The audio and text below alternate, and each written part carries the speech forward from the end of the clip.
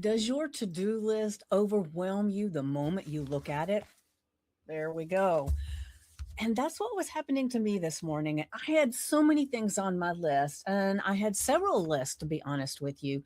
And as I was looking at all the things I needed to do, from publishing a podcast to creating YouTube videos and shorts, and then posting on Facebook and Instagram and TikTok and LinkedIn, and then I had list of conversations that I was going to get on, and I had a list of um, Zoom links that I needed to create for people who wanted a conversation. So there were so many on my list, and it was like, used to, I would make my list out as I thought of them, and then I would just start at the top. And so a lot of times, especially as an entrepreneur, we wear many hats and we have so many things that we're working on that we can really get bogged down into the list. And then we have FOMO when something's going on, like a call that we want to get on, whether it's a mastermind or it's a group call, and we're just wanting to be part of the team or the group. But we end up spending a lot of time being busy learning and doing and connecting, but we're not really tapping into the money activities. And that's where everything is a shift. And so I've got a solution of one of the ways that it helps me. And then I want to really chat about something else that might be helpful. So to start with, it is like everything, make your list, right? List out all the things that you've got in your mind, just brain dump it all out of the things you feel like in the moment that are your task for today. Sometimes that list can be very long, or maybe you're like me and I have several different lists, because I will think of something, I'll write it down on a piece of paper and I'll put it to the side, and then that paper's not with me when other things come into mind. So just write down everything that you've got on your list. And then I want you to look at your list and just try to take some of the emotion out of it, because sometimes we feel emotionally attached to some things that are on our list, but they still might not be money producing activities, things that really move your business forward.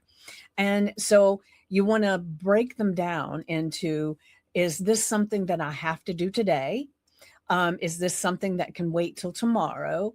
Is this something that can wait even longer?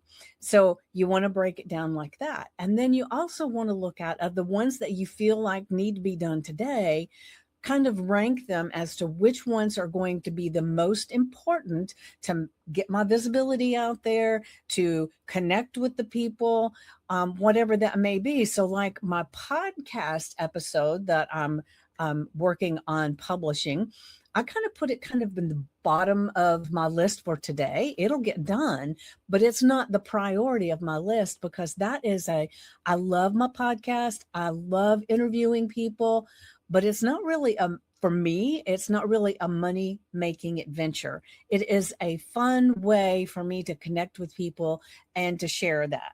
So it'll get shared, but it's not imperative that I do it today. And so some of the other things was like this, actually sharing a way that this is working for me to see if maybe it'll work for you. That may make me money today. It may not, but it actually helps to create some more visibility, which is one of the things that I'm working on, is actually getting out and being more visible on different social media platforms and in-person events as well. So I break my list down as to which one is imperative to begin with, right? Or not really, imperative is not the right word. Which would serve me best and my prospective listeners, my clients, and then I tag them up from there. But see, here's where it really gets interesting, is that a lot of times we believe that we're not list people, or we believe we are list people, but we have a certain structure to it that we can't break away from. There's all things that go on when it comes to how you do these things, right?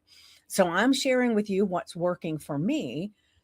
But the reason I'm talking about this now is because depending on what your identity is, that's how it's going to work. So that's why a lot of times, if you're not a list person and you start making lists and you do all of this work, then it'll work well for a while, but you'll abandon it very quickly. Sometimes it'll last a little bit longer, then you'll abandon it. And it's not that it's not working, it is there's something going on that your identity does not believe that's who you are. Now, let's be honest, you're not born knowing that I'm a list person. I'm not a list person. I don't like structure. I like structure. We're not born knowing that. That's something that we learn in our life. And the reason I'm talking about this for sure is because our identity changes everything. So if you don't identify as a person that can make money and do good things with it, control it, share it, hold on to it, if you have an identity that feels like if you make money, it's all gone, or if you make money that people take advantage of you, all these different things, those are identities and ideas of who you are.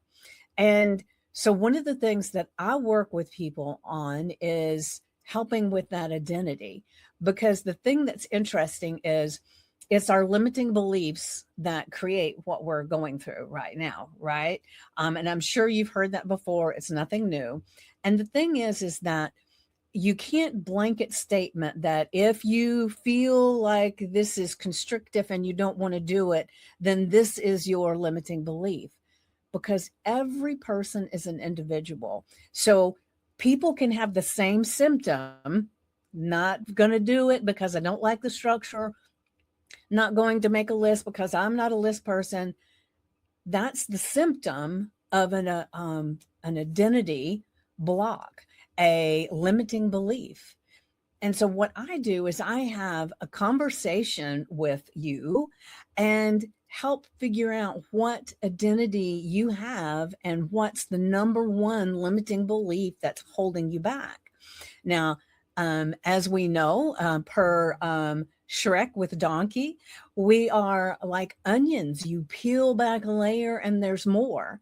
And we have to just keep peeling things back. But we can uncover the number one identity block, the number one limiting belief that you have with a identity reset call. So I'll put the link in the comments and you're welcome to reach out to me, but definitely take note of all these things that I talked about today and utilize them immediately so that you can actually teach your brain, your subconscious mind that you take action. And that's the best thing that you can do for yourself. Let yourself know, your subconscious mind, that you are a person that takes action. And then if all of this works for you and it doesn't seem to be sticking, then definitely reach out, because there's a limiting belief in there and we can uncover it and get past it.